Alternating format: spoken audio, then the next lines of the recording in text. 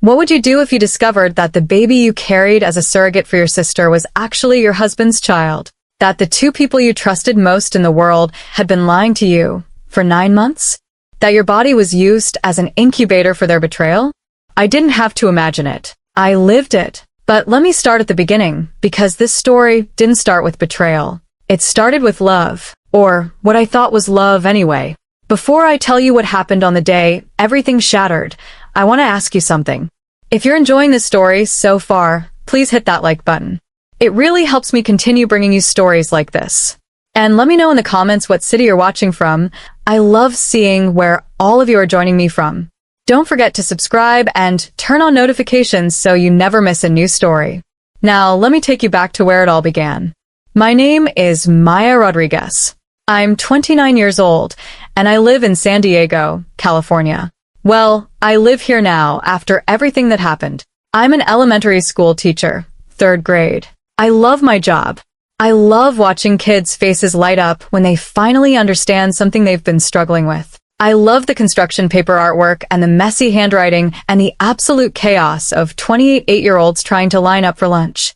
Teaching was always my calling. While other kids in my class were dreaming of being doctors or astronauts or rock stars, I was setting up my stuffed animals in rows and teaching them the alphabet.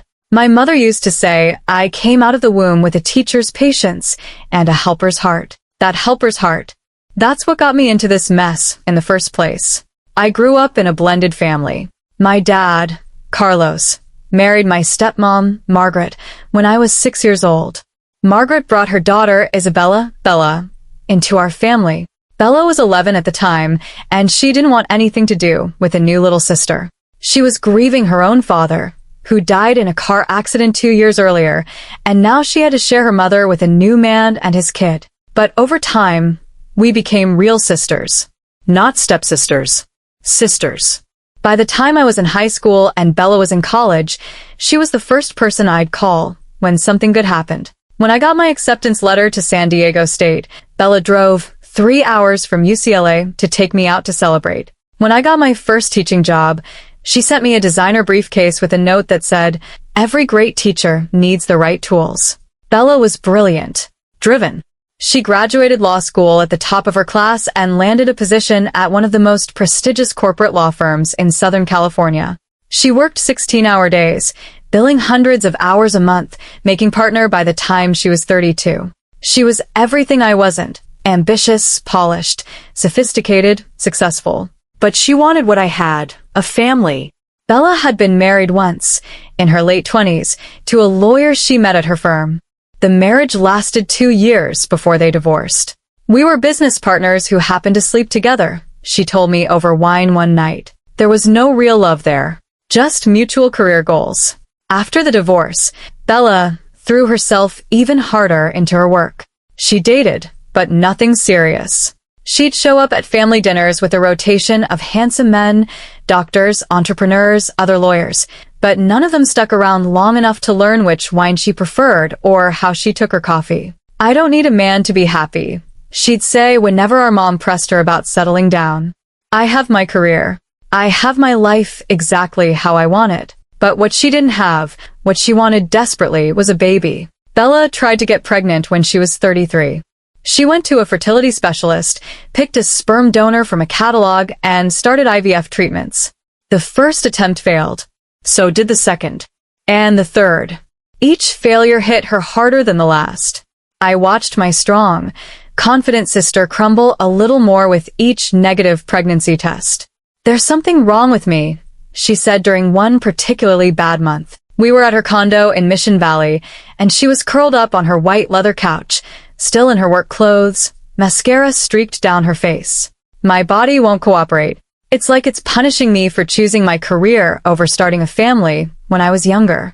"Your body isn't punishing you," I said, sitting next to her, rubbing her back. "Sometimes these things just take time." "I don't have time, Maya. I'm 34. My egg quality is declining. The doctors keep using words like diminished ovarian reserve and poor responder. I'm running out of options." That's when she brought up surrogacy. "I've been researching it," she said, pulling up articles on her laptop. "I could use my eggs and donor sperm. The embryo would be implanted in a surrogate, someone who can actually carry a baby to term, unlike me. That sounds expensive, I said carefully.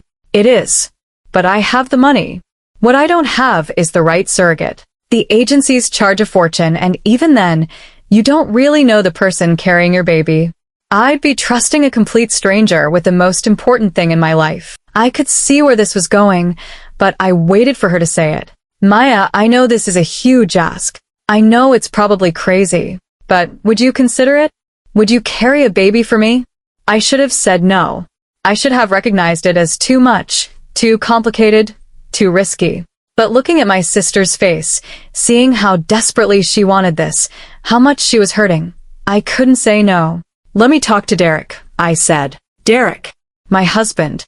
I need to tell you about Derek before we go any further because understanding him is important to understanding how this all fell apart. I met Derek Rodriguez 5 years ago at a friend's wedding. He was the best man. I was a bridesmaid. We were paired up for the wedding party entrance, and he made me laugh so hard during the reception that champagne came out of my nose. He thought it was adorable. I thought he was charming. Derek was a real estate agent, one of those naturally charismatic people who could sell ice to someone living in Alaska. He was handsome in that California way, tan, fit, with perfect white teeth and sun-bleached hair. He wore expensive watches and drove a BMW he'd gotten a great deal on through a client. He pursued me relentlessly after that wedding. Flowers at my classroom. Surprise coffee delivery. Weekend trips to wine country. I was swept off my feet. Within 6 months, we were engaged. Within a year, we were married in a beachside ceremony in La Jolla. The first 2 years of our marriage were good. Great even. Derek was attentive and romantic. He'd surprise me with dinner reservations at restaurants I'd mentioned wanting to try. He'd plan spontaneous weekend getaways. He made me feel special, chosen, loved. But somewhere around year 3, things shifted. His real estate career had taken off, and he was working longer hours, taking client calls at all times of day and night. He'd come home late, exhausted, barely able to string together a conversation. We stopped having date nights. Stopped having much of anything. It's just temporary, he'd say when I tried to talk about it. Once I close a few more big deals, once I build up my client base a little more, I'll be able to scale back. Be patient with me, Maya. So, I was patient. Because that's what I did. That's what my helper's heart told me good wives did. When I brought up Bella's request about surrogacy, Derek's reaction surprised me. That's actually a great idea, he said. We were in our kitchen in our little house in North Park, one of San Diego's trendy neighborhoods. Derek was making himself a protein shake, getting ready for an early morning showing. Really? You think so? Yeah. Bella's family. And it's not like we're ready for kids of our own yet. My career is just taking off. This would give her the family she wants, and it would strengthen your relationship with your sister. Plus, she'd probably help us out financially if we ever need it down the road. That last part made me uncomfortable, but I pushed it aside. It's a big commitment. 9 months of pregnancy. The physical changes. The health risks. You're young and healthy.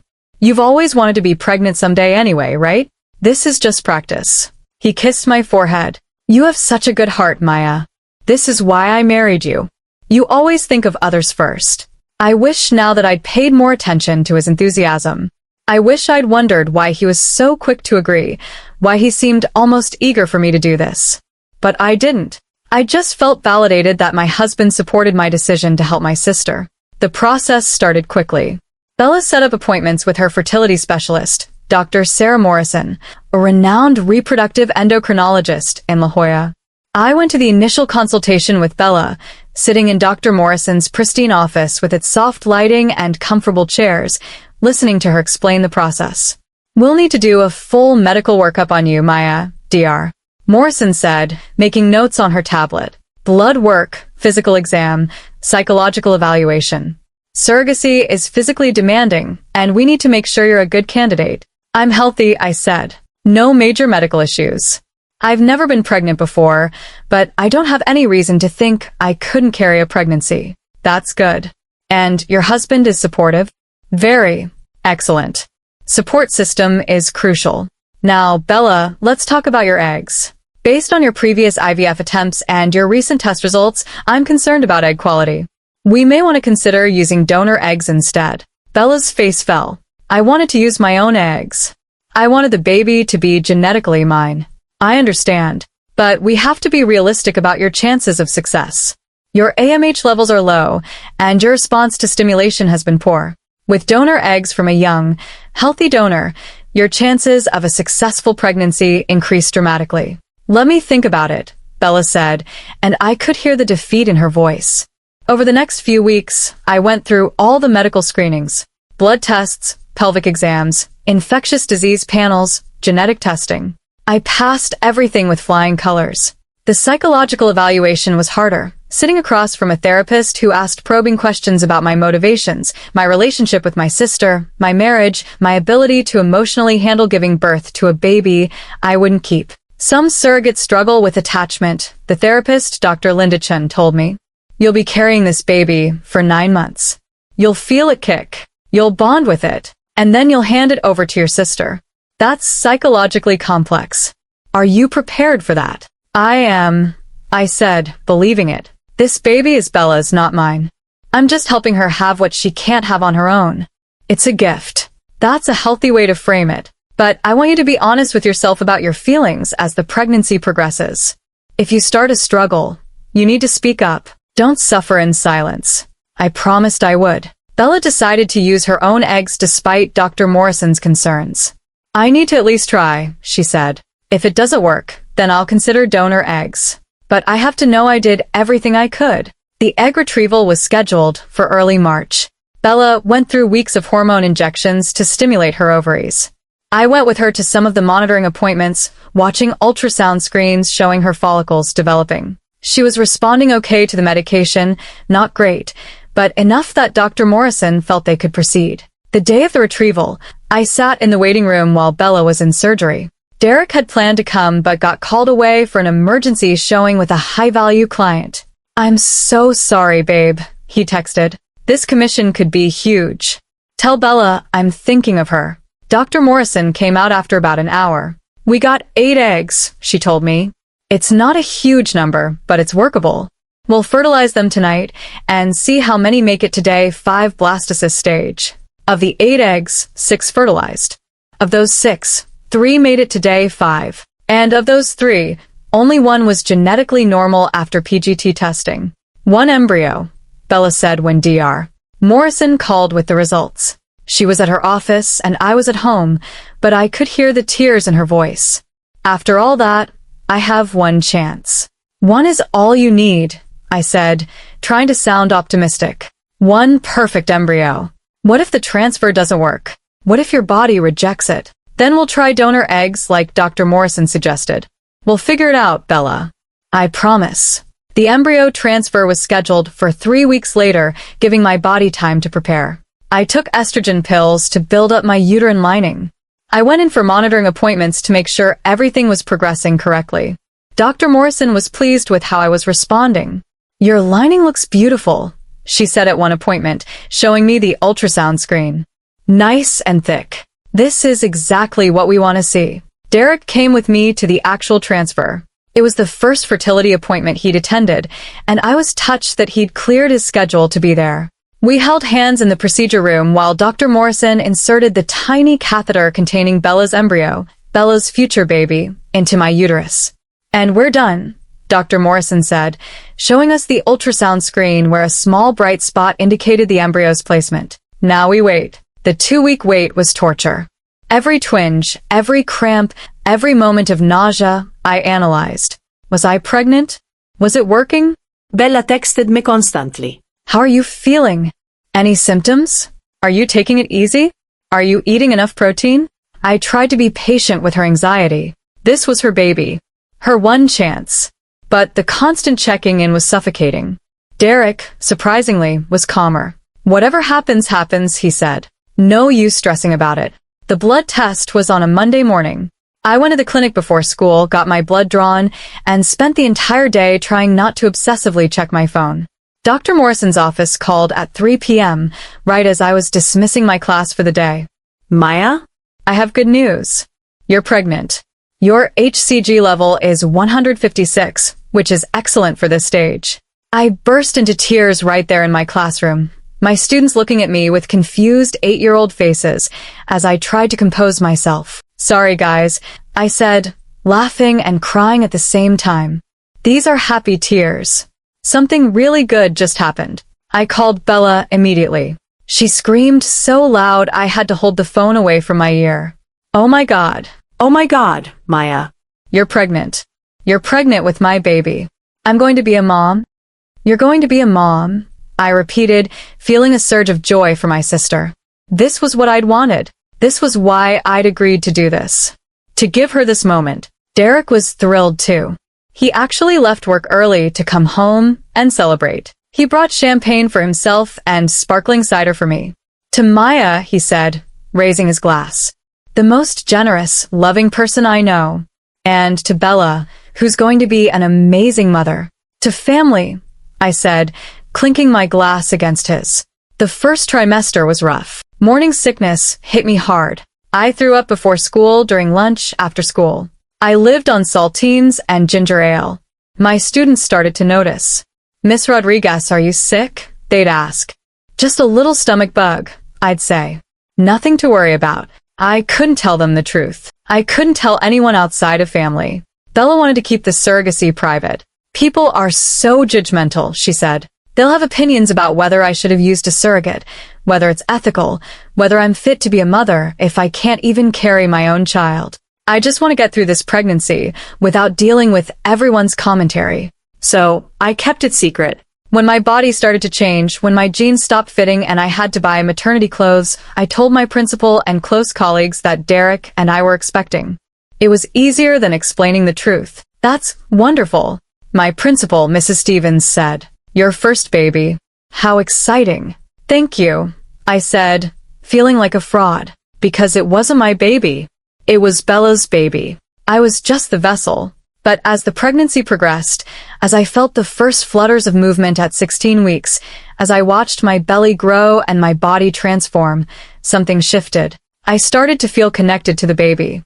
Not in a this is my child way, but in a this is a human life I'm responsible for way. I talked to the baby at night, lying in bed with my hands on my stomach. Your mama is so excited to meet you, I'd whisper. She's going to love you so much. She's been waiting for you for so long. Derek started coming to more appointments as the pregnancy progressed. The anatomy scan at 20 weeks, where we found out the baby was a girl. The glucose test at 28 weeks. The growth scans in the 3rd trimester. He'd ask questions, look at the ultrasound screens with interest, even place his hand on my belly to feel her kick. She's strong, he'd say. Bella's daughter is going to be a fighter. Bella was involved too, but in a different way. She came to some appointments, but not all. Her work schedule made it difficult. She'd call me every few days to check in, ask about symptoms, make sure I was eating well, and staying healthy. She bought me a pregnancy pillow, prenatal vitamins, healthy snacks.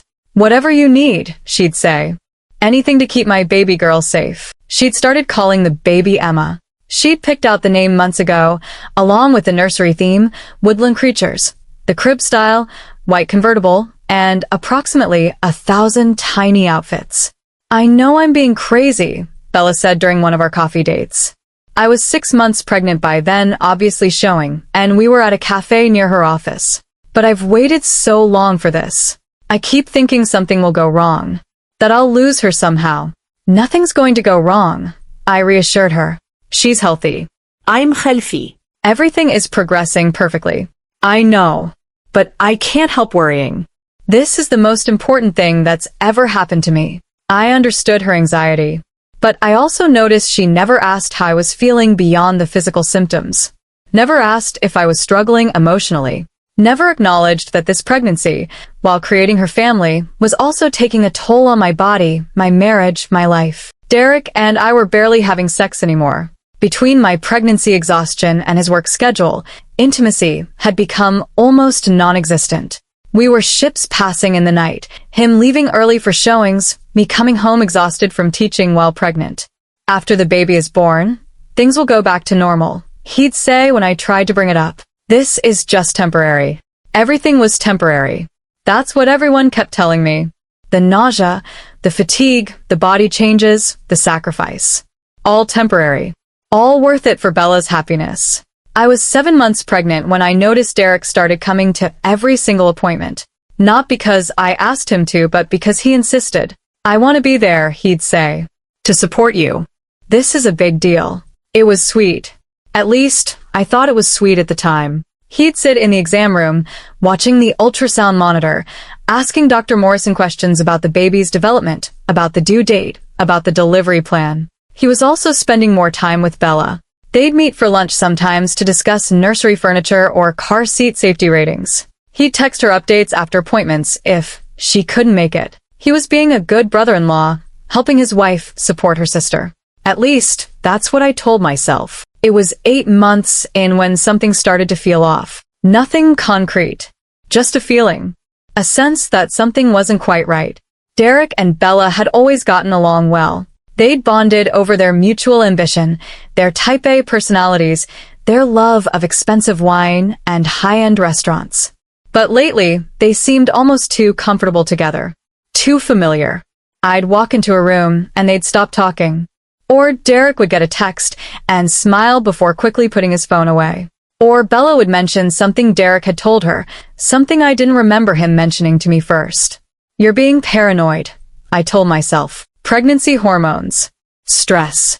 You're imagining things. But I couldn't shake the feeling. I was 36 weeks pregnant when I found the first real piece of evidence. I was doing laundry, a never-ending task even before pregnancy, and found a receipt in Derek's pants pocket. Dinner at Addison, one of the most expensive restaurants in San Diego. 2 people. The date was 3 weeks ago, a Tuesday night when Derek said he was meeting a client. The bill was $387. That was a lot for a client dinner. But what really caught my attention was the handwritten note from the server. Happy anniversary. Anniversary? Derek and I had gotten married in September. This was March, not our anniversary. I stared at that receipt for a long time, standing in our laundry room, my pregnant belly pressed against the washing machine, trying to make sense of it. There had to be an explanation. Maybe it was the client's anniversary. Maybe the server made a mistake. I took a photo of the receipt and put it back in Derek's pocket exactly where I'd found it. That night, I couldn't sleep. I lay in bed, 8 months pregnant with my sister's baby, listening to my husband breathe beside me, and wondered if I was losing my mind. In the morning, I decided to test my theory. I waited until Derek left for work, then I called Bella. Hey, Maya. How are you feeling? How's Emma? We're good. Listen, what are you doing for lunch today? I have a deposition at noon that'll probably run until 3. Why? Just wondered if you wanted to grab something. But no worries if you're busy. Rain check. Tomorrow maybe. Sure. Tomorrow. I hung up and immediately texted Derek. What are you up to today? His response came quickly. Crazy busy. 3 showings this morning, lunch with a potential client, 2 more showings this afternoon. Might be late again. Sorry, babe. Lunch with a potential client. While Bella was in a deposition. I sat there in our living room, one hand on my pregnant belly, the other holding my phone, and I knew. I didn't have proof yet, but I knew. My husband and my sister were lying to me. And if they were lying about lunch, what else were they lying about? I thought about that embryo transfer 8 months ago.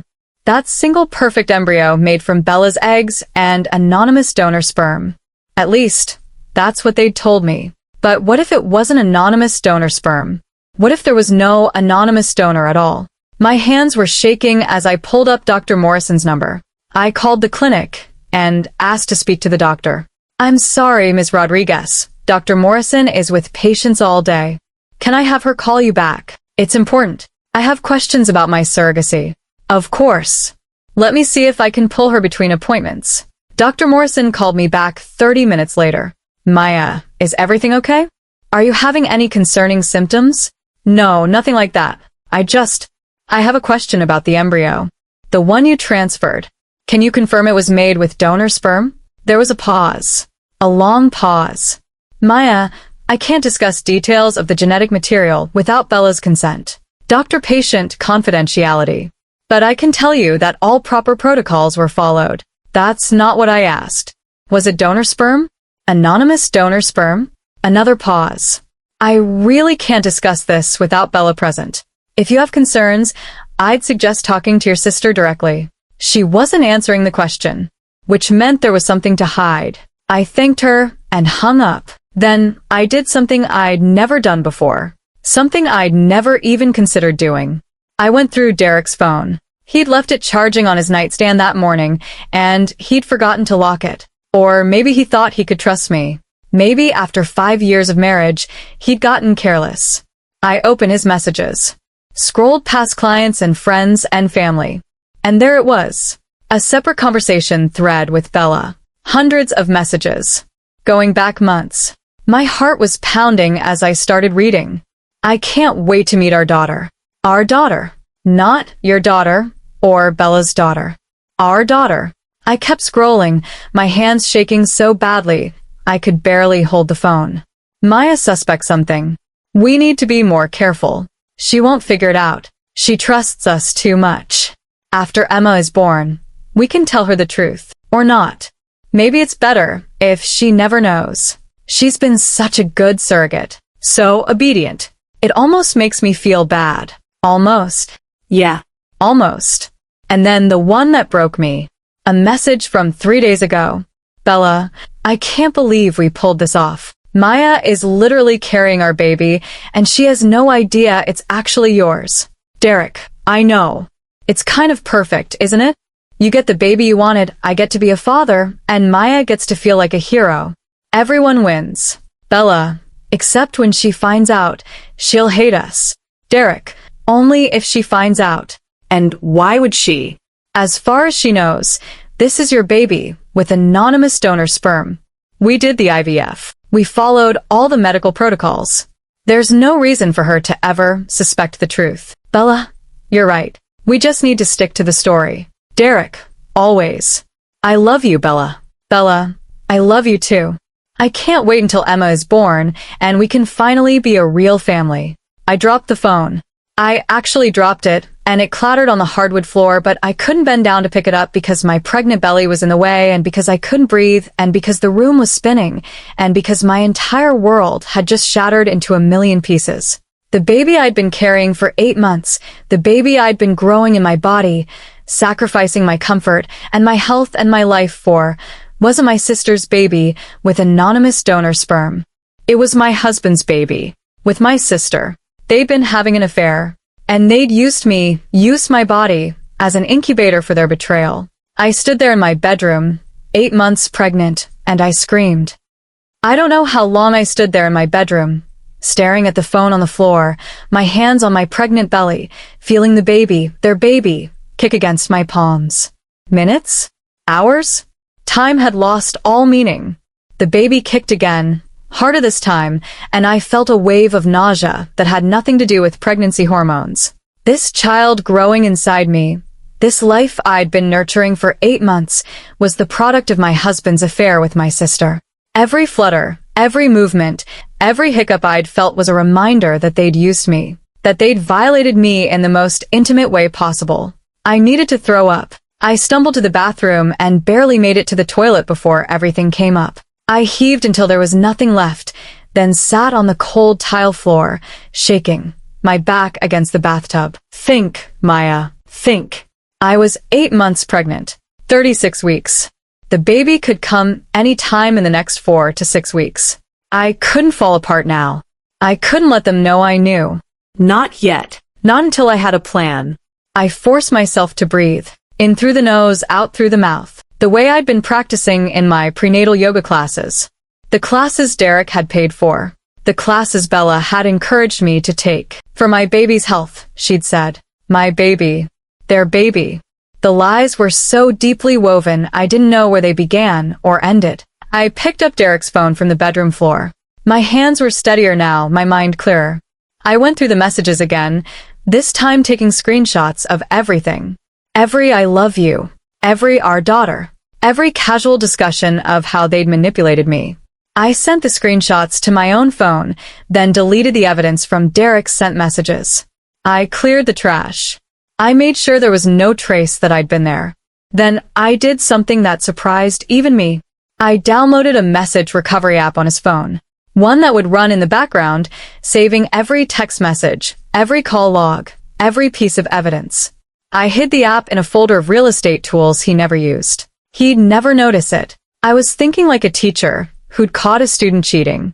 Document everything. Build an airtight case. Don't make accusations you can't prove. By the time Derek came home that evening, I had composed myself. I was in the kitchen making dinner, chicken stir-fry, one of his favorites. Like everything was normal. Like I hadn't discovered that my entire life was a lie. "Hey, babe," he said, kissing my cheek. He smelled like cologne and lies. "How are my girls?" My girls. Not my girl. Girls. Plural. Me and the baby. Or did he mean me and Bella? "We're good," I said, keeping my voice steady. "Emma's been active today. I think she's running out of room in there. Not much longer now." He placed his hand on my belly, and I had to fight every instinct not to recoil from his touch. "Bella must be so excited." She is. She called earlier, actually. Wanted to know if you could help her move the crib this weekend. It was a test. I wanted to see if he'd admit to having plans with her. If he'd lie to my face again. "Yeah, I can do that." What time? She said Saturday afternoon. "Is that okay?" "Perfect. I don't have any showings scheduled." He was lying.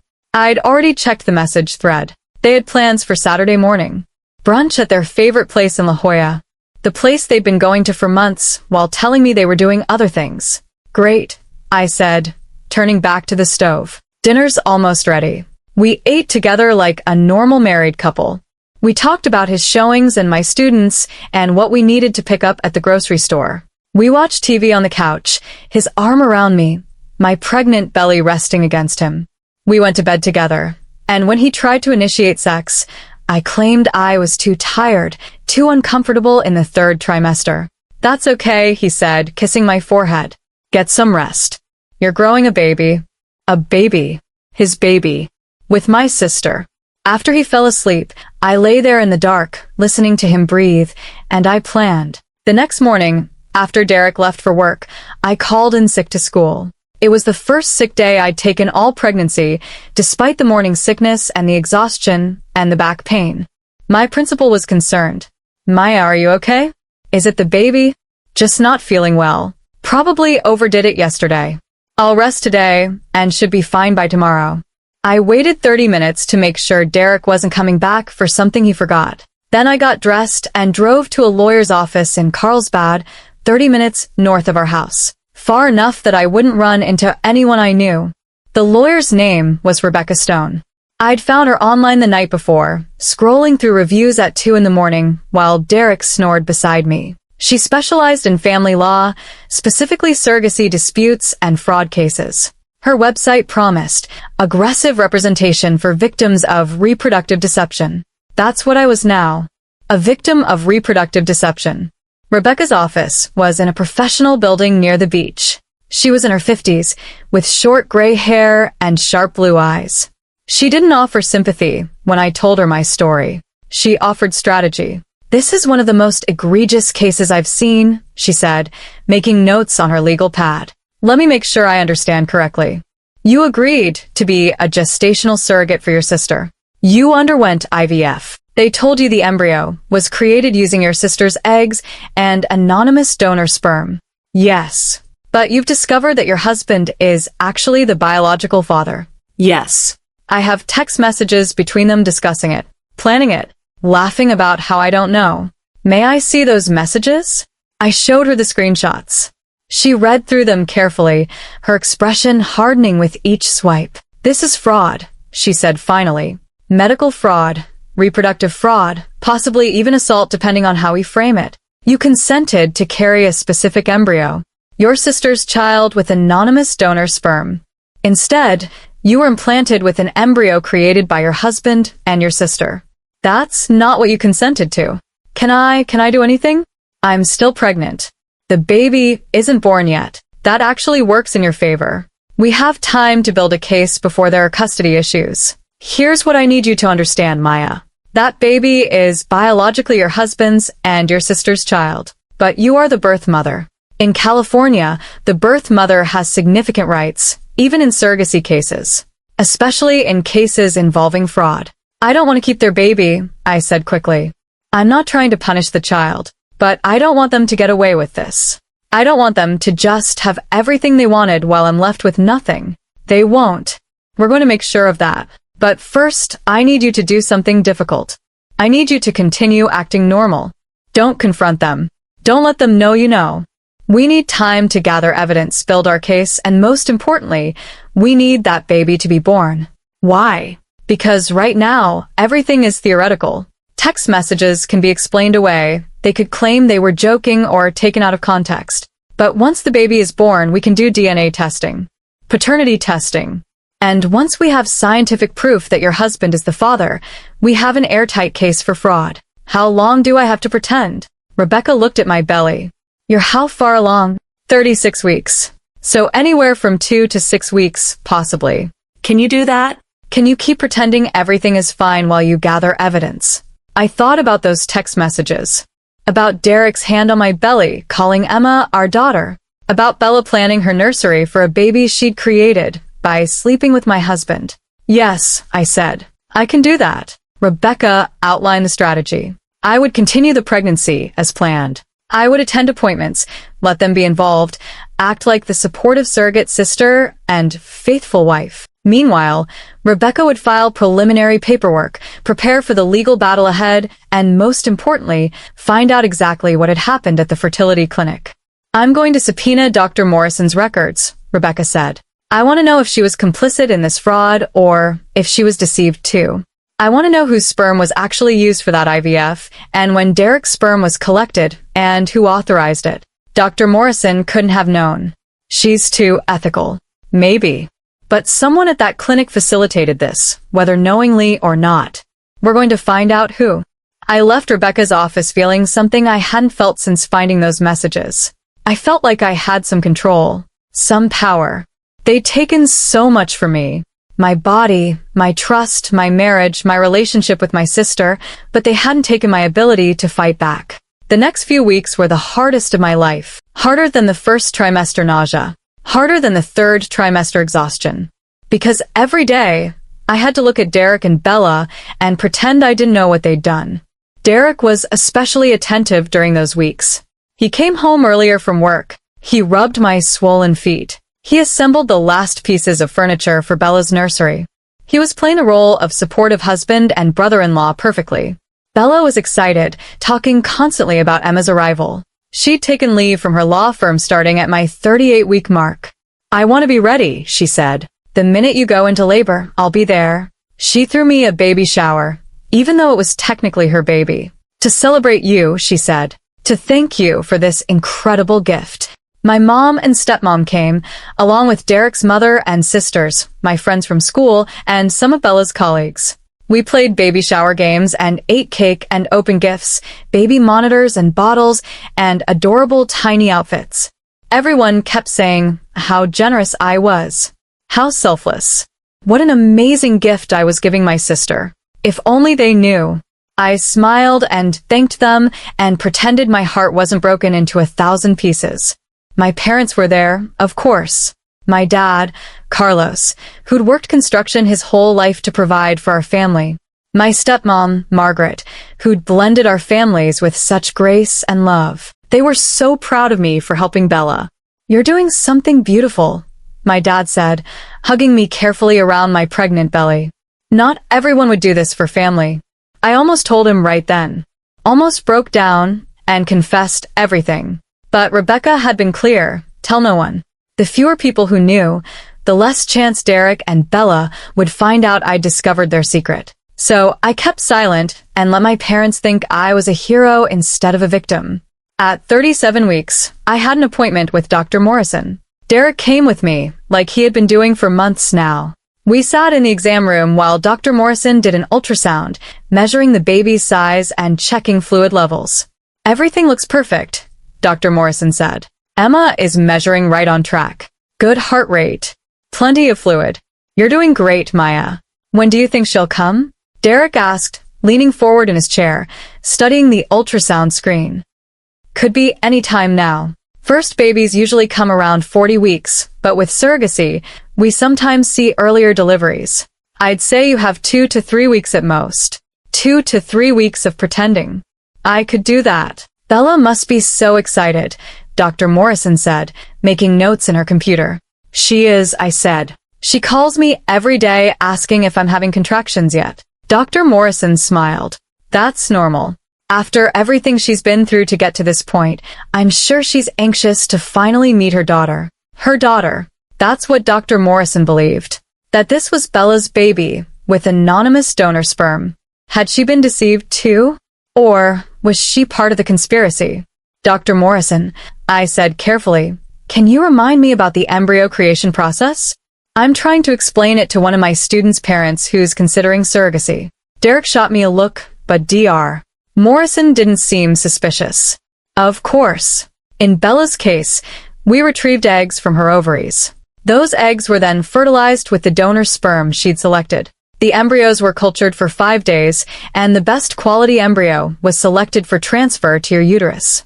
And the donor sperm came from a sperm bank? Yes, from a reputable cryobank. Bella selected a donor based on characteristics she wanted: height, education, health history. It's all very regulated and safe. She was lying. Or she'd been lied to. Either way, this baby wasn't created with sperm bank donor sperm. It was created with Derek's sperm. I was sure of it now. After the appointment, Derek suggested we get lunch. There's a new place in Little Italy I've been wanting to try. Actually, I'm not feeling great. I think I need to go home and rest. Are you sure? We could get takeout and eat at home together. I just need to lie down. You should go back to work. I know you have showings this afternoon. He looked like he wanted to argue, but he didn't. Okay. Call me if you need anything. I went home, but I didn't rest. I called Rebecca. I just confirmed that Dr. Morrison believes the sperm came from a sperm bank. So either she's lying or someone falsified the records. I'm working on the subpoena, Rebecca said. We should have access to the clinic's records within the week. But Maya, there's something else we need to discuss. What do you want to happen after the baby is born? What do you mean? I mean, legally you have options. As the birth mother, you could refuse to hand over the baby to Bella. You could claim parental rights, force a custody battle. I don't want their baby. I want them to pay for what they did. They will pay. But we need to be strategic about this. If you refuse to give them the baby, they'll claim you're violating the surrogacy agreement. If you do give them the baby, they'll think they got away with it. We need a third option. What third option? We let them take the baby. We let them believe they won. And then, once we have all the evidence, once the paternity test confirms Derek is the father, we file a lawsuit. Fraud. Emotional distress. Possibly even criminal charges depending on what we find at the clinic. We don't fight them for the baby. We fight them for justice. Will that work? Maya, they used your body without your informed consent. They lied to you, manipulated you, and violated the most basic principles of medical ethics and human decency. Yes, it will work, but it requires patience. It requires letting them think they won, at least for a little while. How long is a little while? A few weeks. Maybe a month. Just long enough to get the DNA results back and file the lawsuit. Can you do that? I thought about it. Letting them take Emma. Watching Bella become a mother with my husband's child. Knowing they were together, playing house with a baby they'd created through betrayal. Yes, I said. I can do that. As long as I know they'll eventually face consequences. They will. I promise you that. At 38 weeks, I started having Braxton Hicks contractions. False labor. My uterus practicing for the real thing. They were uncomfortable but not painful, just a tightening sensation that would come and go. Bella was on high alert. Are you sure it's not real labor? Should you go to the hospital? The doctor said it's normal. Just practice contractions. But what if they turn into real contractions? What if you're in labor and you don't realize it? I'll know, Bella. Trust me, I'll know. Derek was hovering too. He'd cut back his work schedule to almost nothing, saying he wanted to be available when I went into labor. I want to be there, he said, to support you and Bella both. I bet he did. He wanted to be there for the birth of his daughter. The daughter he'd created with my sister while I was at work teaching third graders about fractions and vocabulary words. My 39th week came and went. I was huge, uncomfortable, ready to not be pregnant anymore. But I was also dreading what came next. Once Emma was born, everything would change. The pretending would end. The consequences would begin. I had one last meeting with Rebecca before my due date. Everything is in place, she said. We have the subpoena approved. We'll get the clinic records as soon as the baby is born. I've prepared the initial lawsuit filings. I've lined up expert witnesses. All we need now is the baby and the DNA test. What happens to Derek and Bella? I mean, legally, what are they facing? Multiple civil lawsuits. Fraud. Intentional infliction of emotional distress. Breach of contract. Potentially, we could push for criminal charges. Reproductive coercion. Medical fraud. It depends on what we find in those clinic records and whether we can prove they deliberately deceived the medical staff. And the baby? What happens to Emma in all this? The baby stays with them. That's the deal. You're not fighting for custody, but they'll be paying you significant damages. And their reputations will be destroyed. Bella could lose her law license. Derek could face criminal charges. This won't be a quiet settlement. This will be public, messy, and devastating for them. Good, I said. And I meant it. At 39 weeks and 5 days, my water broke. I was at home, folding laundry, when I felt a sudden gush of fluid. Not a little leak. A full break. My pants were soaked, and I knew immediately this was it. I called Derek first, like I was supposed to. My water broke. We need to go to the hospital. I'm on my way. Don't move. Don't do anything. I'll be there in 15 minutes. Then I called Bella. It's time. My water broke. She screamed so loudly I had to pull the phone away from my ear. Oh my God. Oh my God, Maya. I'm coming. I'll meet you at the hospital. Don't have the baby without me. Like I had a choice in the matter. Derek made it home in 12 minutes. He must have been speeding. He helped me to the car, threw my hospital bag in the trunk, and drove toward the hospital while calling his mother and sisters to let them know. This is it, he kept saying. This is really it. We're about to meet Emma. We. Like this was our baby. Like he had any right to that pronoun. The contractions started in the car. Real ones this time, not practice. They came hard and fast, every 5 minutes, gripping my entire belly in a vice of pain. Breathe, Derek said, reaching over to hold my hand. Just breathe through them. I wanted to yank my hand away. I wanted to scream that he didn't get to comfort me through labor with his baby. His baby that he'd created by cheating on me with my sister. But I couldn't. Not yet. So I held his hand and breathed through the contractions and counted down the minutes until this would all be over. Bella was already at the hospital when we arrived. She'd somehow gotten there before us, probably breaking every speed limit between Mission Valley and Mercy Hospital. She was in the lobby, pacing, still in her work clothes. Maya. She rushed over, hugging me carefully. How are you feeling? How far apart are the contractions? 5 minutes. My water broke about 45 minutes ago. Okay. Let's get you checked in. Let's do this. They set me up in a labor and delivery room. The nurses were kind and efficient, getting me into a gown, hooking me up to monitors, checking my dilation. I was at 4 centimeters. Halfway there. Dr. Morrison was called. She'd agreed to deliver the baby, even though she was primarily a fertility specialist. I want to see this through, she told us at one of the earlier appointments. I've been with you from the beginning. I want to be there for the end. The end. That's what this was. The end of the pregnancy. The end of the lie. The end of my marriage, my relationship with my sister. My old life. The contractions got worse. They went from uncomfortable to painful to agonizing.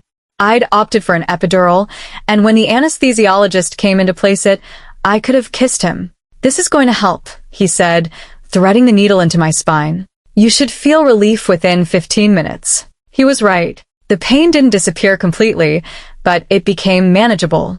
I could think again. I could focus on what came next. Bella stayed by my side the whole time. She held my hand. She wiped my forehead with a cool cloth. She breathed with me through contractions even though I couldn't feel them anymore thanks to the epidural. You're doing amazing, she kept saying. Thank you. Thank you so much for this. Derek was there too on my other side, his hand on my arm, his voice in my ear. You're so strong, Maya. You're incredible. They were both there, playing their roles. The grateful sister, the supportive husband, and I played mine.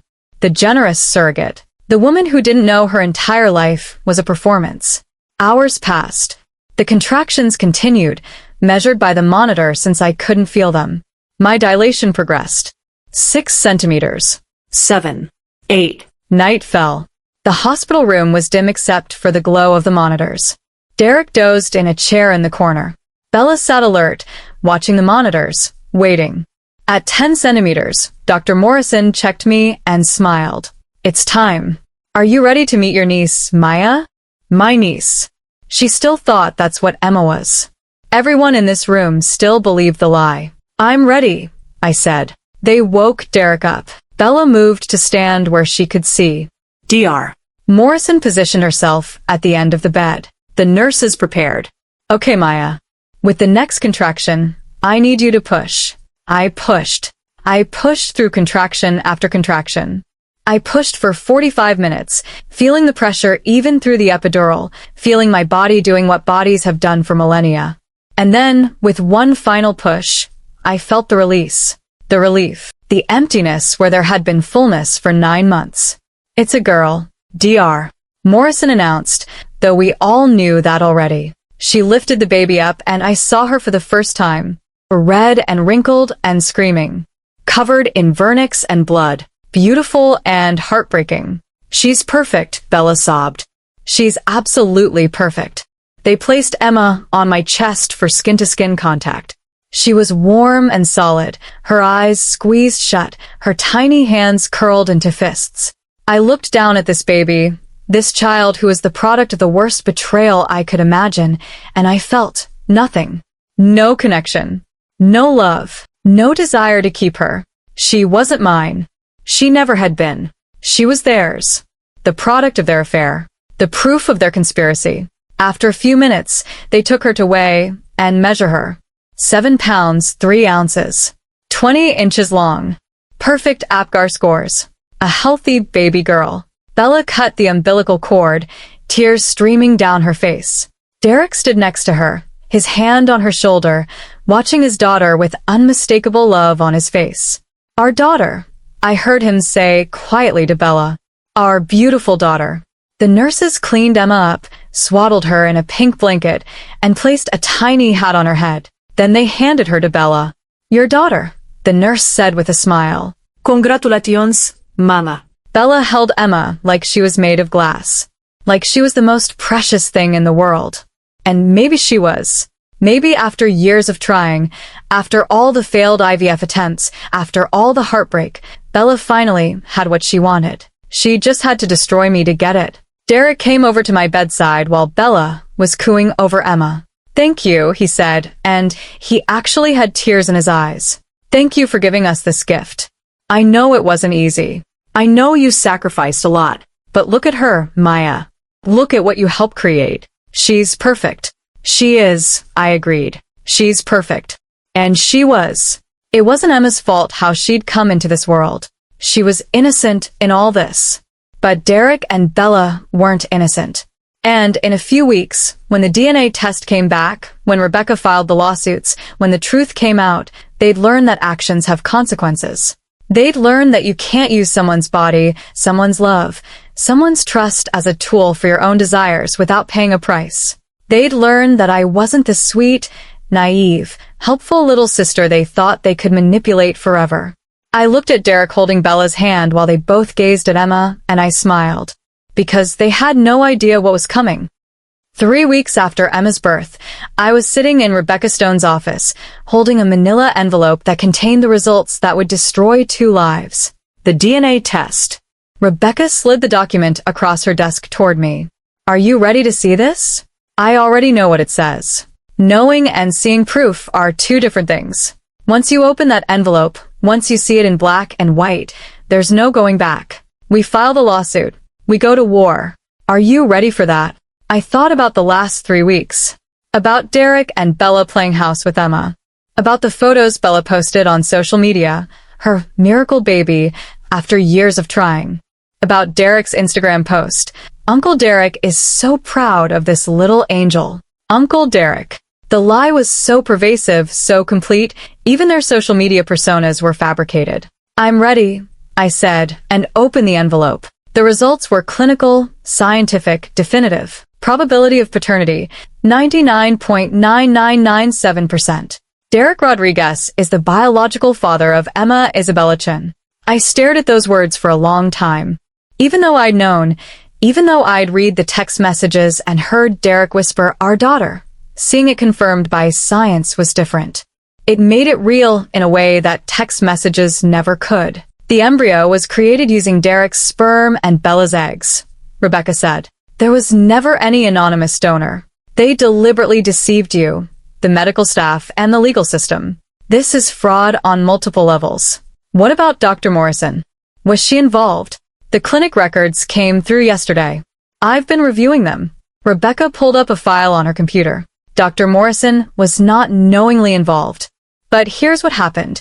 Derek provided a sperm sample to the clinic 3 days before Bella's egg retrieval. He told the lab tech he was the intended father and that Bella had requested he provide the sample. He signed consent forms using a fake ID that identified him as David Rodriguez, Bella's partner. A fake ID?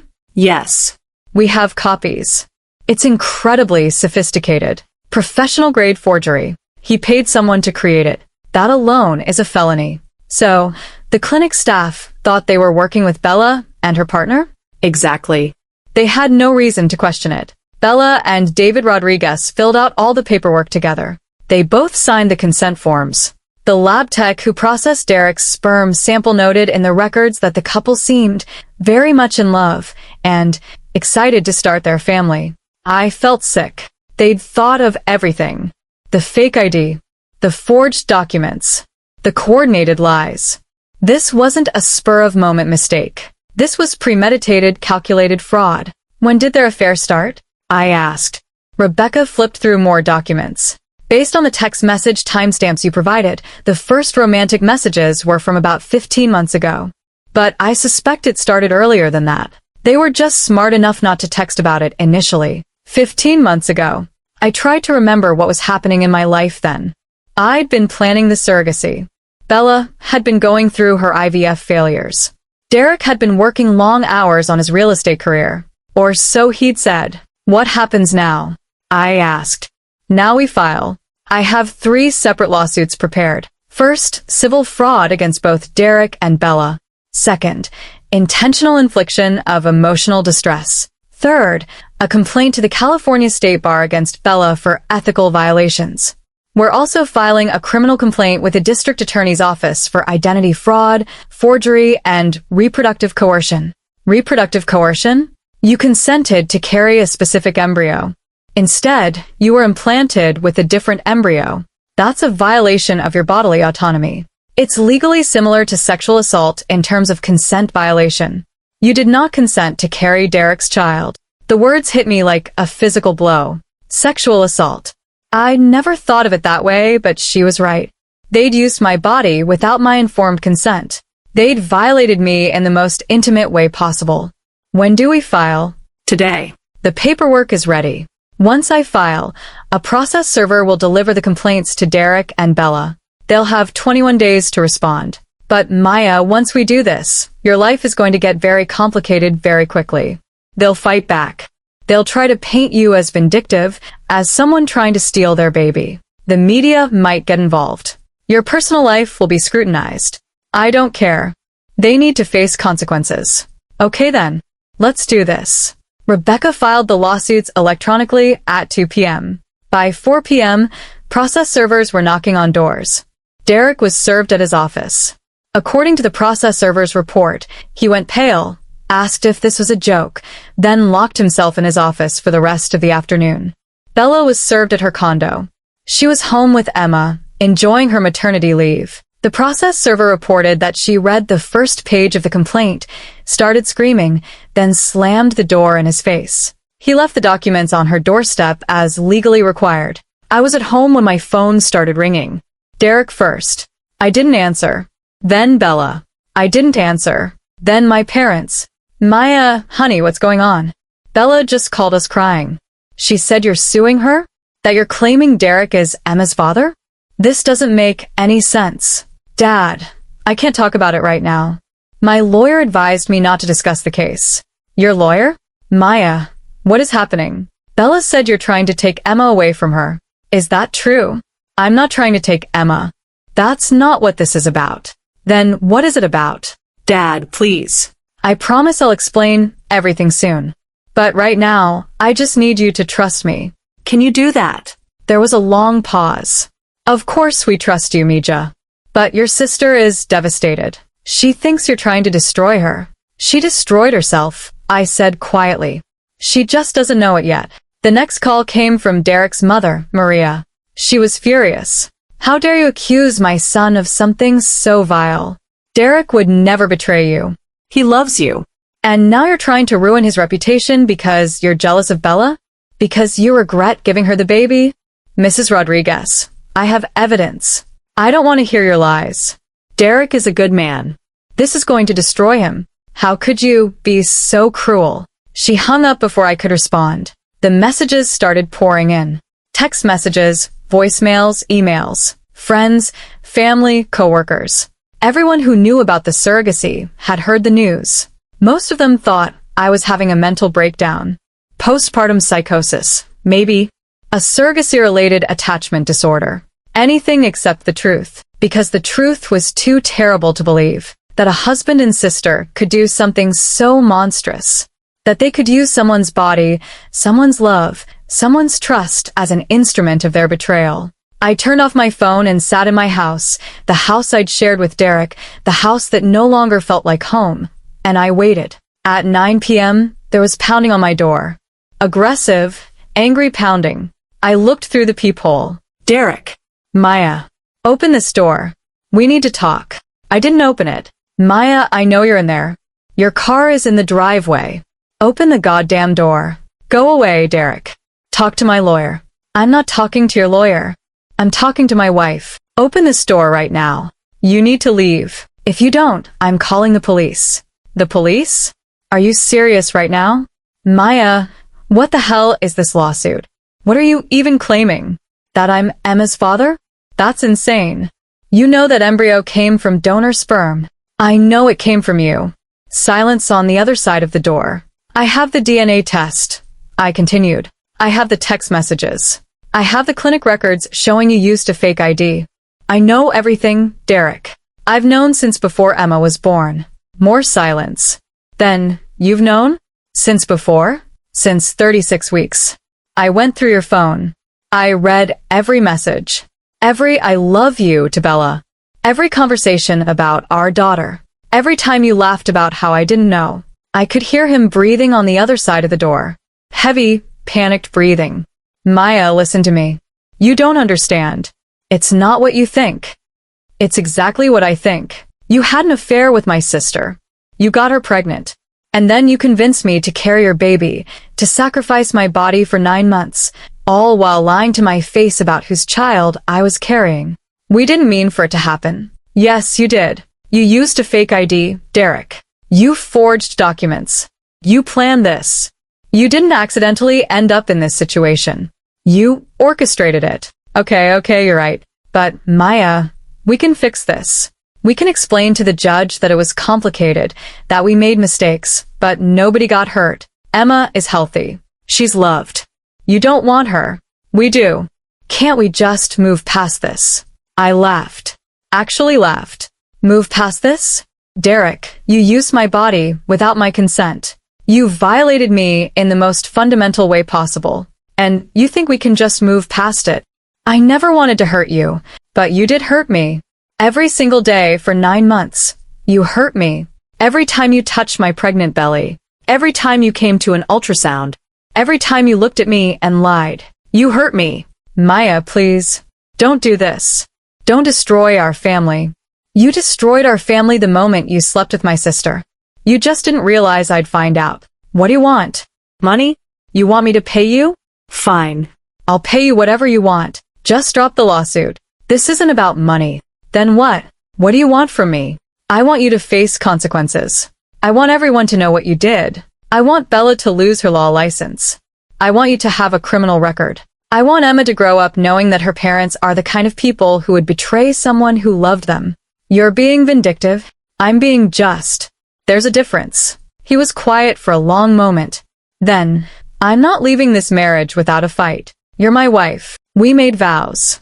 You broke those vows when you got my sister pregnant. We can go to counseling. We can fix this. Derek, go home. Or go to Bella's. I don't care. But you're not coming into this house anymore. I'm filing for divorce too. The papers will be served next week. Maya. Goodbye, Derek. I walked away from the door and went upstairs. I could hear him standing out there for another 10 minutes, occasionally knocking, occasionally pleading. Finally, his footsteps retreated. His car started. He drove away. I sat on my bed and called Rebecca. He came to the house, I said. Did you let him in? No. But he was aggressive, angry. That's normal. He just realized his life is falling apart. Did he threaten you? Not explicitly. But he was pounding on the door, yelling. Document it. Write down everything he said, everything you said, the exact time. If he comes back, call the police immediately. We might need a restraining order. Do you really think he'd hurt me? I think he's desperate. And desperate people do irrational things. Just be careful. The next morning, my principal called. Maya, I don't know what's happening in your personal life, but we need to talk. I've received some calls from parents. They've heard rumors that you're involved in some kind of surrogacy scandal. They're concerned about having you teach their children. Mrs. Stevens, I'm the victim in this situation. I understand that, but perception matters. Until this gets resolved, I think it's best if you take a leave of absence. Paid, of course. But I need you to not be in the classroom while this is playing out. You're suspending me? I'm protecting you. And the school. This is going to get messy, Maya. You don't want to be standing in front of 8-year-olds while reporters are calling the school asking for comments. She was right, but it still stung. Another thing Derek and Bella had taken from me. My job. My routine. My sense of normalcy. That afternoon, Bella showed up at my house. I saw her car pull up through the window. She had Emma in her car seat. She got out, carrying the baby, and walked up to my door. I opened it before she could knock. Maya, we need to talk. No, we don't. Please. 5 minutes. Just 5 minutes. Against my better judgment, I let her in. She was a mess. Hair unwashed, no makeup, wearing sweatpants and a stained shirt. Emma was asleep in her carrier. You can't do this, Bella said. You can't take Emma from me. She's my daughter. I've wanted her for so long. She's Derek's daughter. And yours. A product of your affair. It wasn't an affair. Not really. Derek and I, we fell in love. It just happened. It didn't just happen, Bella. You chose it. Both of you chose it. You chose to betray me. You chose to use my body. You chose to lie for 9 months. We never meant to hurt you. Stop saying that. You did hurt me. You used me like I was nothing more than an incubator. You knew exactly what you were doing. Emma stirred in her carrier, making small sounds. Bella reached down and rocked the carrier gently, shushing her. What do you want me to say? Bella asked, tears streaming down her face. That I'm sorry? Fine. I'm sorry. I'm so sorry, Maya. But I love her. I love Emma more than anything in the world. And Derek loves her too. We're a family now. Please don't destroy that. You destroyed my family, my marriage, my relationship with you, my trust in everyone. Why should I care about your family? Because I'm your sister. You stopped being my sister the moment you slept with my husband. You're just the woman who used me. Maya, please. I'm begging you. Drop the lawsuit. We'll do whatever you want. We'll pay you. We'll apologize publicly. You'll lose Emma. Bella Frose. What? If you drop this, if you try to settle, I'll file for custody. I'm the birth mother. I have rights. And with the fraud documented, I have grounds to claim those rights were violated. But if you go through with the lawsuit, if you let a judge see what you did, I won't fight for custody. Emma stays with you. You're not trying to take her? I never was. I'm trying to make sure you and Derek pay for what you did. But Emma is innocent. She doesn't deserve to be caught in a custody battle. So you have a choice. Fight the lawsuit and keep Emma, or try to settle and risk losing her. Bella stared at me like I was speaking another language. Why are you doing this? Because actions have consequences. You both need to learn that. But we'll lose everything. Derek could go to jail. I could lose my law license. Our reputations will be destroyed. Yes. And you're okay with that? I'm more than okay with it. It's what keeps me going. Bella picked up Emma's carrier with shaking hands. I don't know who you are anymore. I'm the woman who learned to protect herself. You should try it sometime. She left without another word. 2 days later, Rebecca called with news. The state bar has opened an investigation into Bella. They're taking this seriously. Using fraud to acquire a child is exactly the kind of ethical violation that results in disbarment. What about Derek? The district attorney's office is reviewing the criminal complaint. They're interested in the identity fraud aspect. That's a clear felony. They're deciding whether to press charges. Will he go to jail? If they prosecute and win? Possibly. Identity fraud carries up to 3 years. But more likely, he'll take a plea deal. Probation, community service, a criminal record. But Maya, there's something else. The media has picked up the story. My stomach dropped. What? A reporter from the San Diego Union-Tribune called my office, asking for comment. Someone leaked the court filings. This is going to be public by tomorrow. Can we stop it? No. Court filings are public record. Once they're filed, anyone can access them. And this story it's sensational. Surrogate discovers baby is husband's child. Affair with sister. Fraud. It has all the elements of a tabloid story. I didn't want this to be public. I know. But it's out of our control now. You need to prepare yourself. Reporters might call. They might show up at your house. Don't talk to any of them. Refer everyone to me. The story broke the next morning. The headline read, San Diego teacher sues sister and husband after discovering surrogacy fraud. The article had everything. My name, Derek's name, Bella's name. Details about the surrogacy. Quotes from the lawsuit. Even a photo of me from my school's website. Within hours, it was everywhere. Local news. National news. Social media. I was trending on Twitter. Reddit had multiple threads analyzing the case. People I'd never met were debating my decisions, my motivations, my mental state. Some supported me. She's incredibly brave for coming forward. Others attacked me. She's trying to steal their baby because she's jealous. The comments were vicious. Strangers calling me bitter, vindictive, crazy. Strangers saying I should have just kept quiet and moved on. Strangers questioning why I'd agreed to be a surrogate if I wasn't prepared for complications. I deleted all my social media apps. I stopped reading the news. I stayed in my house with the curtains drawn while reporters camped outside, hoping for a statement. My parents finally understood. They'd read the articles. They'd seen the evidence mentioned in the court filings. My dad called, crying. Maya, I'm so sorry. I didn't believe it at first. I couldn't imagine Bella would do something like this. But the DNA test, the text messages, it's all true, isn't it? It's all true, Dad. I don't know what to say. She's my daughter. You're my daughter. How do I process this? I don't know. But I need you to know I'm not doing this to hurt you or Margaret. I'm doing this because they hurt me. And they need to face consequences.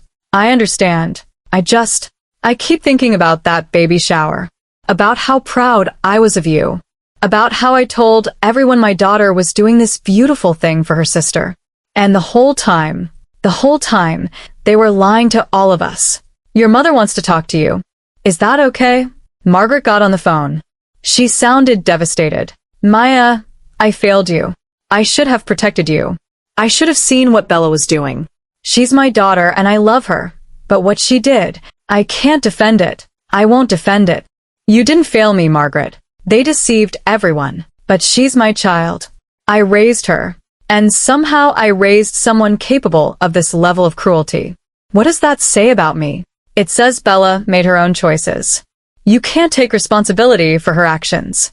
I've cut off contact with her, Margaret said. Until she takes full responsibility for what she did, until she genuinely apologizes to you, I don't want to speak to her. Your father feels the same way. I hadn't expected that. Hadn't expected my parents to choose me over Bella so clearly, so definitively. Thank you, I said, my voice breaking. That means everything to me. 3 weeks after the lawsuit was filed, Derek and Bella's response came through. They were fighting it, claiming the surrogacy agreement was valid, claiming I was just having postpartum regret, claiming the DNA test was meaningless because I'd agreed to carry Bella's baby, regardless of the genetic material. Their lawyers were arguing that I'd consented to surrogacy generally, and therefore the specific genetic makeup of the embryo was irrelevant. They were trying to paint me as someone who'd changed her mind about giving up the baby and was now using fraud claims as an excuse to get custody. It's a weak argument, Rebecca said, but it's all they have. They can't deny the affair. They can't deny the DNA test. So they're trying to claim it doesn't matter. Will it work? Not a chance. Consent requires full disclosure. You can't consent to something if you don't know what you're consenting to. And you definitely can't consent to carrying your husband's baby with your sister when you think you're carrying your sister's baby with anonymous donor sperm. The preliminary hearing was scheduled for 6 weeks after the filing. That's where a judge would decide if the case had merit, if it would go to trial. I spent those 6 weeks in limbo. Not working. Not seeing friends. Not doing much of anything except meeting with Rebecca and preparing for court. Derek moved out of our house. I'd filed for divorce, and he'd been served those papers too. He was staying with Bella now, the two of them, and Emma playing house in her condo in Mission Valley. According to mutual friends, they were telling everyone I was unstable, that the pregnancy had triggered some kind of psychotic break, that I was making up lies because I couldn't handle giving up the baby. Let them tell their story. Soon enough, a judge would hear mine. The San Diego County Courthouse was more crowded than I'd expected. The preliminary hearing was supposed to be a relatively routine proceeding, just a judge determining if the case had enough merit to go to trial. But because of the media coverage, because of how sensational the story had become, the courtroom was packed. Reporters filled the back rows. My parents sat behind me, their hands clasped together. Derek's family sat on the other side. His mother, his sisters, all of them shooting daggers at me with their eyes. And there, in the front row on the defendant's side, sat Derek and Bella, together, united, the picture of a couple under siege. Rebecca sat beside me, calm and composed in her gray suit, a thick folder of evidence on the table in front of her. She leaned over and whispered, "Remember, this is just the preliminary hearing. We present our case. They present theirs. The judge decides if we proceed to trial. Don't react to anything their lawyers say, no matter how outrageous. I won't. And Maya? We're going to win this. I promise you that." Judge Michael Warren entered the courtroom. He was in his early 60s, with silver hair and reading glasses perched on his nose. He'd been on the bench for 20 years and had a reputation for being thorough, fair, and intolerant of dishonesty. "All rise," the bailiff called. We stood. The judge took his seat. The bailiff announced the case. Rodriguez versus Rodriguez and Chen. Civil fraud, intentional infliction of emotional distress, and related claims. "Please be seated," Judge Warren said. He looked at the packed courtroom and frowned. "I'm aware this case has generated significant media attention. But I want to be clear, this is a court of law, not a circus. Anyone who disrupts these proceedings will be removed. Is that understood?" Murmurs of agreement rippled through the room. "Good. Ms. Stone, you're representing the plaintiff. Please present your opening statement." Rebecca stood. She didn't use notes. She didn't need them. She'd lived this case for weeks. "Your Honor, this is a case about trust, betrayal, and the violation of the most fundamental principle of medical consent, the right to control one's own body." Maya Rodriguez agreed to be a gestational surrogate for her sister, Isabella Chen. She underwent medical procedures, endured 9 months of pregnancy, and gave birth, all under the belief that she was carrying her sister's child conceived with anonymous donor sperm. Rebecca paused, letting that sink in. But that was a lie. The baby Maya carried was not conceived with anonymous donor sperm. It was conceived with sperm provided by her husband, Derek Rodriguez. The defendants engaged in an elaborate fraud involving forged documents, false identities, and coordinated deception of medical professionals and the plaintiff herself. Maya did not consent to carry her husband's child. She did not consent to be a surrogate for the product of an affair. She was used, Your Honor. Her body was used without her informed consent. And that is why we're here today. She returned to her seat. The courtroom was silent. Judge Warren turned to the defense table. Mr. Harmon, your opening statement. Gerald Harmon was Derek and Bella's attorney. He was in his 50s, expensive suit, slicked back hair. He stood and smiled at the judge like they were old friends. Your Honor, this case is about a woman who agreed to be a surrogate, fulfilled that obligation, and is now experiencing regret. Postpartum attachment is a well-documented phenomenon. Yes. Rodriguez bonded with the baby during pregnancy, and now she's using legal technicalities to try to punish the baby's parents for her own emotional difficulties. Rebecca's hand tightened on her pen, but she didn't react. The genetic makeup of the embryo, Harmon continued, is irrelevant to the surrogacy agreement. Ms. Rodriguez agreed to carry a baby for her sister. She did exactly that. The fact that Mr. Rodriguez is the biological father doesn't change the fundamental nature of the agreement. Ms. Rodriguez is not claiming custody of the child. She's simply trying to extract money from my clients through baseless allegations of fraud. He sat down, looking satisfied with himself. Judge Warren made a note, then looked at Rebecca. Ms. Stone, call your first witness. The plaintiff calls Maya Rodriguez. I stood and walked to the witness stand. The bailiff swore me in. I placed my hand on the Bible and promised to tell the truth, the whole truth, and nothing but the truth. And I would. Every painful word of it. Rebecca approached the witness stand. Ms. Rodriguez, can you tell the court about your relationship with your sister, Isabella Chin? I took a breath. Bella and I became sisters when I was 6 years old. My dad married her mom, and we were a blended family. Growing up, we were close. She was my big sister. I looked up to her. I trusted her completely. And your relationship with your husband, Derek Rodriguez? We met 5 years ago. We got married 3 years ago. I thought we had a good marriage. I thought he loved me. When did your sister first approach you about being a surrogate? About a year and a half ago. She'd been trying to get pregnant for years. Multiple failed IVF attempts. She was heartbroken. When she asked if I'd consider being a surrogate for her, I didn't hesitate. She was my sister. I wanted to help her. Did you understand the process? What it would entail? Yes. I went through medical evaluations, psychological screenings, legal consultations. I understood I would carry a baby created from Bella's eggs and donor sperm. I would give birth and then hand the baby over to Bella. It was supposed to be her baby. Not mine. Her baby. And your husband supported this decision? He was enthusiastic about it. Looking back, I understand why. He was enthusiastic because it was his baby too. But at the time, I just thought he was being supportive. Rebecca walked back to our table and picked up a document. Your Honor, I'd like to enter Exhibit A into evidence. This is the surrogacy agreement signed by the plaintiff and Ms. Chen. She handed it to the bailiff, who gave it to the judge. Judge Warren examined it carefully. Ms. Rodriguez, Rebecca continued, can you point to the section of this agreement that specifies whose genetic material would be used? I found the paragraph, right here. It says, the embryo will be created using eggs retrieved from Isabella Chun and sperm from an anonymous donor, selected by Ms. Chun from a certified sperm bank. Anonymous donor. Selected by Ms. Chun. From a certified sperm bank. Is that correct? Yes. Was Derek Rodriguez an anonymous donor? No. Was Derek Rodriguez selected by Ms. Chun from a sperm bank? No. So the embryo you carried did not match the description in this contract? No. It didn't. Rebecca returned to her seat. Your witness, Mr. Harmon. Harmon stood and approached me like a predator circling prey. Ms. Rodriguez, you're aware that you're not biologically related to baby Emma, correct? Yes. And you're aware that Ms. Chun is Emma's biological mother? Yes. So in that sense, Emma is exactly what the surrogacy agreement promised. Your sister's biological child. But not with anonymous donor sperm.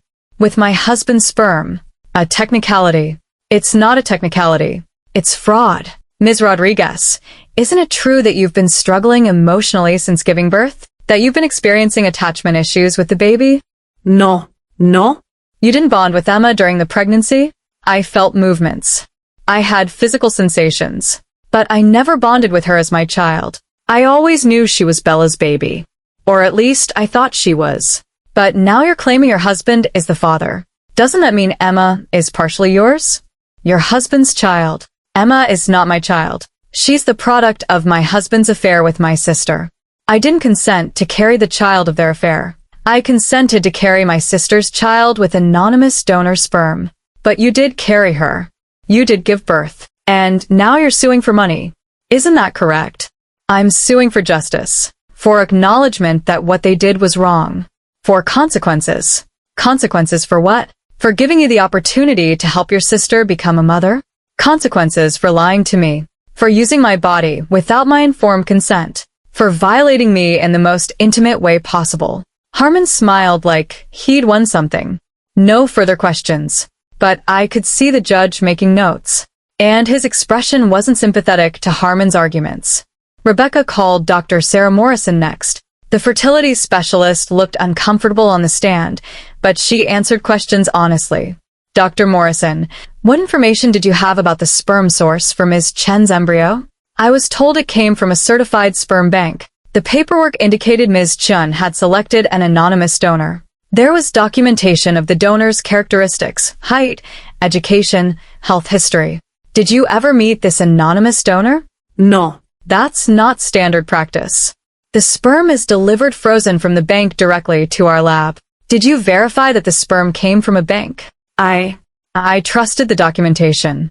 The consent forms were signed by both Ms. Chen and her partner, identified as David Rodriguez. Everything appeared to be in order. Rebecca pulled out another document. Your Honor, I'd like to enter Exhibit C. The fertility clinic intake forms signed by Isabella Chen and David Rodriguez. The judge examined the forms. I could see Derek shifting uncomfortably in his seat. Dr. Morrison, did you know that David Rodriguez was actually Derek Rodriguez, the plaintiff's husband? No. I had no idea. Did you know he was married to the surrogate? Absolutely not. If I'd known that, I never would have proceeded. It's a massive ethical violation. The whole point of using a surrogate is that there's separation between the biological parents and the birth mother. Having the birth mother be married to one of the biological parents creates impossible conflicts of interest. In your medical opinion, did Ms. Rodriguez consent to carry this specific embryo? No. She consented to carry her sister's child with anonymous donor sperm. She did not consent to carry her husband's child. Those are fundamentally different scenarios requiring different consent. Thank you, Dr. Morrison. No further questions. Harmon tried to discredit Dr. Morrison's testimony, suggesting she was just trying to avoid liability for her clinic's failure to verify identities.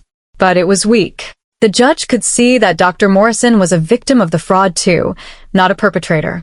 Rebecca called a forensic document examiner next. He testified that the ID Derek had used, the David Rodriguez ID, was a professional forgery.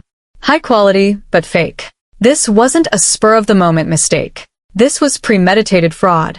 Then Rebecca entered the text messages into evidence. The ones I'd found on Derek's phone.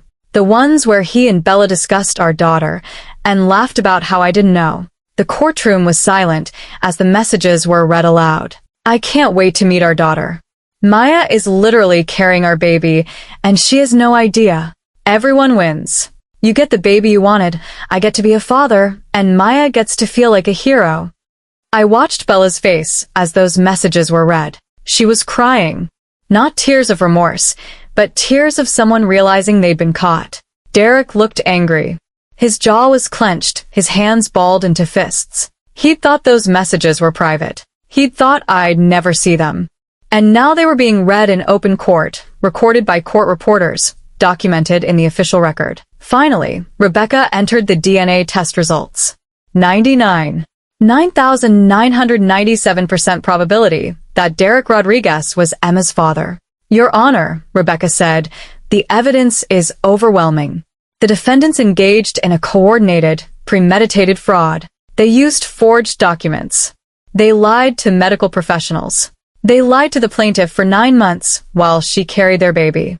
This isn't a case of postpartum regret or attachment issues. This is a case of two people using a third person's body without informed consent. That's not a civil disagreement. That's a violation of fundamental human rights. She sat down. Harmon stood for his closing argument, but he had nothing. He tried to argue that the surrogacy agreement was still valid, that the genetic makeup didn't matter. But even he sounded like he didn't believe it. Judge Warren didn't even take a recess to deliberate. He looked at both tables, then spoke. I've been on this bench for 20 years. I've seen a lot of cases, but I have never seen anything quite like this. The evidence presented today is not just compelling, it's damning. He turned to Derek and Bella. Mr. Rodriguez, Ms. Chun, what you did to the plaintiff is unconscionable. You didn't just lie. You orchestrated an elaborate fraud involving forged documents, false identities, and the systematic deception of medical professionals and your own family member. You used Ms. Rodriguez's body for 9 months without her informed consent. You violated her in the most intimate way possible. Bella was sobbing openly now. Derek's face was pale. Ms. Chun, you're an attorney. You know what consent means. You know that consent requires full disclosure. You knew Ms. Rodriguez did not consent to carry your husband's child, and you proceeded anyway. That's not just unethical, it's potentially criminal. Judge Warren looked at his notes. I'm ruling that this case has more than sufficient merit to proceed to trial. However, I'm also strongly suggesting that the defendants consider settlement. Because if this goes to trial, if a jury hears this evidence, the damages will be substantial. And Ms. Chun, you should know that I'm forwarding a copy of this ruling to the California State Bar. What you did likely constitutes a serious ethical violation. He banged his gavel. We're adjourned. The courtroom erupted. Reporters rushed out to file their stories. My parents hugged me. Rebecca shook my hand. We won, she said simply. Across the aisle, Derek and Bella sat in shock. Their lawyer was already packing up his briefcase, probably calculating how much they'd have to pay to make this go away. 2 weeks later, their settlement offer came through. $3 million. Full admission of fault. Public apology. Derek would plead guilty to the identity fraud charges in exchange for probation. Bella would voluntarily surrender her law license rather than face disbarment proceedings. It's a good offer, Rebecca said. Better than I expected, actually. They're scared. They know if we go to trial, the damages could be higher. And they know the publicity would be devastating. What do you think I should do? That's up to you. But Maya, I'll tell you this. You've already won. The judge's ruling validated everything you claimed. Derek and Bella have been exposed. Their reputations are destroyed. Taking the settlement doesn't mean you're letting them off easy. It means you're taking what you're owed and moving on with your life. I thought about it for a long time. Part of me wanted to drag them through a full trial, wanted to make them suffer through weeks of testimony, of having their lies exposed again and again. But another part of me was tired. Tired of living in this nightmare. Tired of having my life consumed by their betrayal.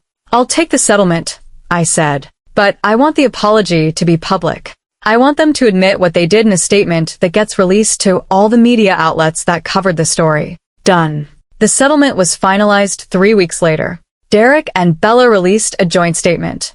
We deeply regret our actions in deceiving Maya Rodriguez about the genetic origins of the child she carried as a surrogate. We engaged in fraud, betrayed her trust, and violated her bodily autonomy. We take full responsibility for our actions and the harm we caused. We are grateful that Maya has agreed to settle this matter, and we hope that in time, we can somehow make amends for the pain we've caused. The statement was picked up by every news outlet that had covered the original story. It was on CNN, Fox News, MSNBC. It trended on Twitter again. This time, the comments were different. This time, people understood. I wasn't the villain. I was the victim who'd fought back and won. 6 months after the settlement, I was sitting in a coffee shop in North Park, meeting with a woman named Carmen.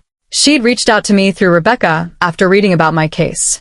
I'm in a similar situation, Carmen said, her hands shaking around her coffee cup. Not surrogacy, but my husband and I did IVF. I just found out he swapped the donor sperm with his brother's sperm. I'm carrying my brother-in-law's baby, and I didn't know until yesterday. My heart broke for her. I'm so sorry. That's a violation. I didn't know what to do. I didn't know if I could even fight this. But then I read about your case. About how you held them accountable. And I thought, maybe I can too. You can. You absolutely can. Will you help me? Not legally. I know you're not a lawyer. But just tell me it's possible to survive this. Tell me I'm not crazy for feeling violated. You're not crazy. What they did to you is wrong. And yes, you can survive this. You can fight back. And you can win. We talked for 2 hours. I gave her Rebecca's contact information. I told her about the journey, about the pain and the anger and the eventual resolution. I told her that fighting back was the hardest thing I'd ever done, but also the most important. After Carmen left, I sat in that coffee shop for a long time, thinking about how my nightmare had become something that could help others. How my pain had become purpose. I'd started a blog a few months earlier. The Violated Womb, I called it. I wrote about reproductive coercion, about consent in fertility treatments, about how the law needed to catch up with the reality of modern reproductive technology. The blog had thousands of followers, women and some men who'd experienced similar violations, people who needed to know they weren't alone. I'd also started working with legislators in California to draft a law that would make what Derek and Bella did explicitly illegal. Maya's Law, they were calling it, though I'd asked them not to. The law would require genetic verification before embryo transfer, mandatory counseling for all parties in surrogacy arrangements, and criminal penalties for reproductive fraud. It probably wouldn't pass on the first try. But we'd keep trying. We'd keep fighting. Because no one else should have to go through what I went through. As for Derek and Bella, they'd moved to Portland. Started over somewhere where people didn't know their story. Emma was 9 months old now. According to Margaret, who still had limited contact with Bella, Emma was healthy and happy. Bella was working as a paralegal. She couldn't practice law anymore without a license. Derek was selling insurance. They'd lost everything. Their careers, their reputations, their family, their friends. All because they'd thought they could use someone's body without consequences. I'd lost things too. My marriage. My relationship with my sister. 9 months of my life. My sense of safety in the world. But I'd gained something more important. I'd gained myself. The version of me that was strong enough to fight back. That refused to be a victim. That turned pain into purpose. My divorce from Derek was finalized 4 months after the settlement. I got the house. Not that I wanted it, too many memories, but I sold it and used the money to buy a small condo in Little Italy. A fresh start in a new neighborhood. I went back to teaching. My students welcomed me back with handmade cards and drawings. They didn't know what I'd been through. They just knew their teacher had been gone, and now she was back. That innocence was healing. I started dating again, cautiously. A guy named Michael, a software engineer I met through a friend. He knew my story. Everyone in San Diego knew my story, but he didn't treat me like I was broken. He treated me like I was strong. "You're the bravest person I've ever met," he said on our 3rd date. I'm not brave. I just refuse to let them get away with it. That's what brave is. It's not about being fearless. It's about being terrified and doing the right thing anyway. 1 year after Emma's birth, I was invited to speak at a medical ethics conference in San Francisco. They wanted me to talk about my experience, about the gaps in reproductive law, about how the medical community could better protect patients from fraud. I stood on that stage in front of hundreds of doctors, lawyers, and ethicists, and I told my story. All of it. The betrayal, the pregnancy, the discovery, the fight, the resolution. What Derek and Bella did to me was possible because our laws haven't caught up with our technology, I said. We can create embryos in a lab. We can implant them in surrogates. We can do incredible things. But we haven't created adequate protections for the people whose bodies are used in these processes. We haven't ensured that consent is truly informed. I paused, looking out at the audience. I'm not standing here as a victim. I'm standing here as a survivor, as someone who fought back and won. But I shouldn't have had to fight so hard. The system should have protected me. The law should have been clearer. The medical protocols should have been stronger. So I'm asking all of you, be better. Verify identities. Question discrepancies. Listen when someone says something doesn't feel right, because the next person in my situation might not have the resources to fight back. They might not have a lawyer like Rebecca Stone. They might not have the strength I had, and they shouldn't have to. The applause was thunderous. After my speech, dozens of people came up to talk to me. doctors who wanted to implement better verification systems, lawyers who wanted to work on reproductive rights cases, women who'd experienced their own violations and wanted to know how to fight back. I gave them all the same advice. Document everything, find good legal counsel, and never let anyone make you feel like you're overreacting. If something violates your consent, if something makes you feel used, trust that instinct. Fight back. Now, 2 years after that birthday night when I found those text messages, I'm sitting in my condo on a Sunday morning, drinking coffee and writing this story. Not for revenge. That chapter is closed. But for all the women who might find themselves in similar situations. For all the people who need to know that fighting back is possible. That justice is possible. Derek and Bella got to keep Emma. That was always the deal. Emma is innocent in all this. She's a toddler now, taking her first steps, saying her first words, building her life. She'll grow up knowing the truth about her origin. She'll know that her parents did something terrible to create her. That's their burden to bear, not mine. My parents ask me sometimes if I regret agreeing to be a surrogate, if I wish I could take it all back. And, honestly, I don't know. I wish Derek and Bella hadn't betrayed me. I wish I hadn't had to spend 9 months carrying the product of their affair. I wish I hadn't had to fight so hard for justice. But I also know that what happened to me led me here. To this work. To this purpose. To helping other women avoid my fate. And that means something. So, here's what I want you to take away from my story. Your body is yours. Your consent matters. And if someone violates that consent, you have the right to fight back. Not everyone will understand. Not everyone will support you. But you have the right to hold people accountable for using you. And to anyone out there who's been through something similar, who's been used, manipulated, or violated in the name of someone else's desires, I see you. I believe you. And I'm telling you right now, you deserve justice. Don't let anyone convince you otherwise. Did you like this story? Which city are you watching from? Let me know in the comments. If this story resonated with you or helped you in any way, you can support me by sending a super thanks so I can keep bringing stories like this to you. Thank you so much for your support. I'm looking forward to reading your comments. On the screen, you can see more life stories that I highly recommend. There's so much more on my channel. Don't forget to subscribe and turn on notifications so you never miss a new story. See you in the next one. With love and respect.